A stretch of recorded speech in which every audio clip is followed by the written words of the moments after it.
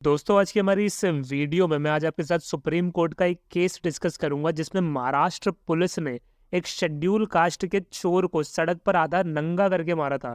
आखिर क्यों मारा पुलिस ने उस छोटी जात के चोर को? क्या ऐसा कारण था और क्या ऐसी रंजिश थी पुलिस के साथ? इस पूरी की पूरी केस में आज मैं आपके साथ डिस्कस करूंगा, तो चलिए अपनी इस वीडियो को स्टार्ट करते हैं। देखिए, केस को समझने से पहले मैं आपको बता दूं कि मैं कोई भी चीज अपने मन से मैं कुछ भी नहीं बोल रहा हूँ। ये एक केस है जिसका नाम क्या था वो मैं आखिर में आपके साथ डिस्कस करूंगा। तो इसी के साथ चलिए समझते हैं आखिर केस में हुआ क्या था। देखिए, पूरी केस की स्टार्टिंग होती है 14 जून 2015 को। ये वो दिन था जिस दिन एक आदमी जिसका नाम था मधुकर विक्रम गायके, ये एक एफआईआर रजिस्टर करवाता है आईपीसी की धारा 379 में। 379 बात करती है चोरी की सजा की। मधुकर एक एफआईआर रजिस्टर कराता है Python police station Aurangabad Maharashtra में। जो भी महाराष्ट्र के लोग होंगे वो पाइथन पुलिस स्टेशन को जानते होंगे। बहुत ज्यादा नामी पुलिस स्टेशन है ये। देखिए, मैं आपको एफआईआर का नंबर बता देता हूँ। एफआईआर का नंबर है 117/2015। आप ऑनलाइन जाके सर्च कर सकते हैं, आपको ये एफआईआर मिल भी जाएगी। देखिए, एफआईआर में मधुकर लिखवाते हैं कि 12 जून 2015 को मधुकर अपने ब्रदर इन लॉ की जो आखिरी रस्म होती है, जो मरने के बाद रस्में होती हैं, उसके लिए वो औरंगाबाद महाराष्ट्र आए थे। देखिए, इनके परिवार में एक रस्म थी जिसमें मंदिर जाना पड़ता है, तो उसी के लिए मधुकर जो है होलीनाथ टेम्पल जाते हैं, जो महाराष्ट्र के औरंगाबाद में ही है। वहां पर वो लाइन में खड़े रहते हैं और उस समय मधुकर के पास जेब में 30,000 रुपए होते हैं। अब कुछ अननोन लोग आते हैं और मधुकर की जेब से वो 30,000 रुपए निकाल लेते हैं, लेकिन मधुकर को उस समय वो पता नहीं चलता है। जब मधुकर होलीनाथ टेम्पल के बाहर आते हैं तब मधुकर को पता चलता है कि उसकी जेब में से 30,000 रुपए गायब हैं। तो इसी के चलते एफआईआर रजिस्टर करवा देते हैं मधुकर पाइथन पुलिस स्टेशन में। देखिए, क्योंकि होलीनाथ टेम्पल में सीसीटीवी कैमरे लगे थे, तो इससे पुलिस को बहुत आसानी से पता चला कि सोमनाथ नाम का एक आदमी था जिसने चोरी करी थी मधुकर की जेब से 30,000 रुपए। तो उस सीसीटीवी कैमरे की मदद से सोमनाथ को 14 जून 2015 को पुलिस अरेस्ट करती है। देखिए, अब हमेशा ध्यान रखिए, जब कभी भी पुलिस किसी भी इंसान को अरेस्ट करती है तो पुलिस की ये ड्यूटी होती है कि वो 24 घंटे के अंदर वो प्रोड्यूस करेगा उस एक्यूज्ड पर्सन को मजिस्ट्रेट के सामने। सेम यही होता है। 14 जून 2015 को सोमनाथ को अरेस्ट किया जाता है और 15 जून 2015 को मजिस्ट्रेट के सामने प्रोड्यूस किया जाता है। अब एक और लीगल पॉइंट समझिए। देखिए, जब कभी भी किसी भी एक्यूज्ड को जिसको अरेस्ट किया जाता है, जब उसे मजिस्ट्रेट के सामने प्रोड्यूस किया जाता है, तो पुलिस सबसे पहले पुलिस कस्टडी मांगती है मजिस्ट्रेट से, ये बोलते हुए कि अभी हमें इन्वेस्टिगेशन करनी है, इसीलिए हमें पुलिस की कस्टडी चाहिए। यही हुआ इस केस में। जब सोमनाथ को मजिस्ट्रेट के सामने प्रोड्यूस किया गया, सबसे पहले पुलिस ने कस्टडी मांगी, ये बोलते हुए कि अभी हमें 30,000 रुपए मिले नहीं है, इसीलिए अभी हमें इन्वेस्टिगेशन करनी है, इसीलिए हमें पुलिस कस्टडी मिले। इसमें मजिस्ट्रेट जो होता है वो पुलिस कस्टडी ग्रांट करता है पुलिस को, और कब तक के लिए ग्रांट होती है वो है 18 जून 2015 तक। अब देखिए, 17 जून 2015 को पुलिस को सोमनाथ के घर से 30,000 रुपए मिल जाते हैं। अब देखिए, जब कभी भी पुलिस कस्टडी किसी भी टाइम पीरियड तक के लिए जब मजिस्ट्रेट पुलिस को देता है, तो जिस समय वो टाइम पीरियड खत्म होगा उसी दिन या उसके अगले दिन आपको दोबारा उसी मजिस्ट्रेट के सामने प्रोड्यूस करना पड़ेगा। अब क्योंकि पुलिस को पुलिस कस्टडी मजिस्ट्रेट ने 18 जून 2015 तक के लिए दी थी, तो यहाँ पर 18 जून 2015 को ही पुलिस जो है सोमनाथ को फिर से मजिस्ट्रेट के सामने प्रोड्यूस करती है और 2 दिन का और पुलिस कस्टडी मांगती है, जिसको मजिस्ट्रेट फिर से ग्रांट कर देते हैं और 20 जून 2015 तक के लिए पुलिस कस्टडी दी जाती है सोमनाथ की पुलिस को। अब यहाँ से जो है पूरा केस स्टार्ट होता है और यहीं से पूरी की पूरी घटना एकदम स्टार्ट हो जाती है। 20 जून 2015 तक पुलिस को सोमनाथ की कस्टडी मिली थी। 19 जून 2015 को पाइथन पुलिस स्टेशन के एक इंस्पेक्टर ने क्या किया कि सोमनाथ क्योंकि लॉकअप में बंद था, क्योंकि वो पुलिस कस्टडी में था, लॉकअप खोलती है, उसके हाथ में हथकड़ी लगाती है, आधा नंगा कर देती है, जूते की माला गले में डाल देती है और साथ में पाइथन पुलिस स्टेशन का जो भी एरिया है वहां पर उसको आधा नंगा करके चलवाया जाता है। उसको जाति के नाम पर गाली दी जाती है और उसको मारा भी जाता है, जो एकदम गलत है।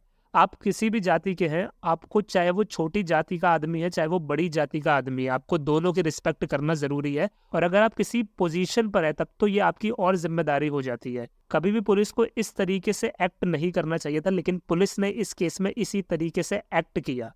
अब जैसा कि आप जानते हैं कि जुडिशियल मजिस्ट्रेट ने 20 जून 2015 के लिए पुलिस कस्टडी ग्रांट करी थी। अब क्योंकि 20 जून 2015 को सोमनाथ को मजिस्ट्रेट के सामने प्रोड्यूस किया जाता है, लेकिन इस बार पुलिस जो है किसी भी तरीके का पुलिस कस्टडी नहीं मांगती है।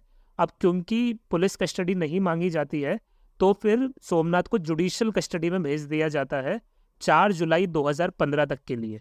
लेकिन इसी के साथ क्या होता है, सोमनाथ का जो एक रिलेटिव होता है वो 20 जून 2015 को ही एक बेल एप्लीकेशन लगा देता है किसी और मजिस्ट्रेट साहब के सामने। जो जुडिशियल मजिस्ट्रेट साहब होते हैं वो उस बेल को अलाउ करते हैं इस कंडीशन के साथ कि सोमनाथ हर एक दिन छोड़कर पाइथन पुलिस स्टेशन जाएगा और अपनी हाजिरी लगाएगा। ये कहते हुए बेल एप्लीकेशन को अलाउ करी जाती है। लेकिन यहाँ पर जो पाइथन पुलिस के इंस्पेक्टर होते हैं बेल एप्लीकेशन का ऑर्डर आने के बावजूद भी सोमनाथ को रिलीज नहीं करते हैं।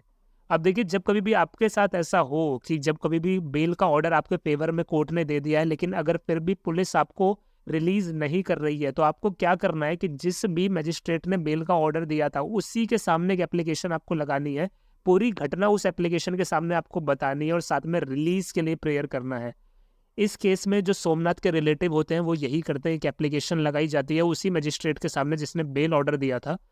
यहाँ पर वो सारी घटना बताते हैं कि कैसे इंस्पेक्टर साहब ने सोमनाथ के साथ ऐसी ऐसी हरकतें करी हैं और साथ में उन्हें रिलीज भी नहीं किया है। जब ये बात मजिस्ट्रेट को पता चलती है वो रिलीज का ऑर्डर देते हैं और साथ में एक इंक्वायरी सेटअप करवा दी जाती है उस इंस्पेक्टर के अगेंस्ट जिन्होंने इस तरह की घटिया हरकत करी थी सोमनाथ के साथ। अब जैसे ही इंक्वायरी का ऑर्डर आता है, जो पाइथन का सुपरिटेंडेंट ऑफ पुलिस है ये एक ऑफिसर को अपॉइंट करता है जो पूरी इंक्वायरी कंडक्ट करता है और पूरी इंक्वायरी कंडक्ट करने के बाद वो ऑफिसर ये बात लिखता है कि उस इंस्पेक्टर ने सोमनाथ के साथ इस तरह की हरकतें करी हैं, उसको मारा है, पीटा है, उसको जात के नाम पर गाली दी है, उसको आधा नंगा करके दौड़ाया गया है और साथ ही उसके गले में चप्पल की माला डाली गई थी। ये सारी बातें वो उसमें एज इट इज लिखता है। और 7 जुलाई 2015 को इंक्वायरी कंप्लीट होती है। पूरी की पूरी इंक्वायरी कंप्लीट होती है तो जो इंस्पेक्टर जनरल होता है महाराष्ट्र का, वो जो इंस्पेक्टर साहब थे जिन्होंने सोमनाथ के साथ गलत हरकत करी थी उनको सिर्फ वार्निंग देके छोड़ देते हैं, उनके खिलाफ कोई क्रिमिनल एक्शन नहीं लेते हैं।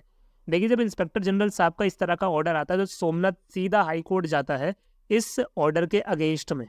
वो ये बोलता है कि मैं एक छोटी जात का आदमी था, मेरे साथ इंस्पेक्टर साहब ने इस तरह की हरकत करी है और इंस्पेक्टर जनरल साहब ने सिर्फ उन्हें वार्निंग देके छोड़ दिया जो कि गलत है, इसलिए मुझे कंपनसेशन भी दीजिए और साथ ही इंस्पेक्टर साहब के अगेंस्ट में क्रिमिनल प्रोसीडिंग चालू करिए। देखिए, इसमें हाई कोर्ट क्या करता है, इसमें हाई कोर्ट इंस्पेक्टर साहब के अगेंस्ट में क्रिमिनल प्रोसीडिंग चालू नहीं करता है लेकिन सोमनाथ को 75,000 रुपये का कंपनसेशन ग्रांट करता है। देखिए, इस ऑर्डर के अगेंस्ट में सोमनाथ जो है पहुंच जाते हैं सुप्रीम कोर्ट में। देखिए, अभी तक सोमनाथ का एटीट्यूड मुझे इतना बढ़िया लगा है कि वो हर एक अन्याय के खिलाफ आगे बढ़ रहे हैं। देखिए, मैं हाई कोर्ट का ऑर्डर अन्याय नहीं बोल रहा हूँ लेकिन अगर किसी भी ऑर्डर के अगेंस्ट में आपको ग्रीवेंस है तो अपर कोर्ट इसीलिए बनाई गई है। अगर आपको लगता है कि नीचे वाली कोर्ट ने आपको सही डिसीजन नहीं दिया है, आपके फेवर का डिसीजन नहीं दिया, तो आप जरूर ऊपर वाली कोर्ट का अप्रोच करिए। सोमनाथ एकदम सही जा रहे थे, अपनी सारी रेमेडी को वो इस्तेमाल कर रहे थे। अब आते हैं सुप्रीम कोर्ट में। देखिए, सुप्रीम कोर्ट जब पूरे केस को समझती है तो सुप्रीम कोर्ट ये बोलती है कि देखिए, इस पे कोई भी शक है ही नहीं।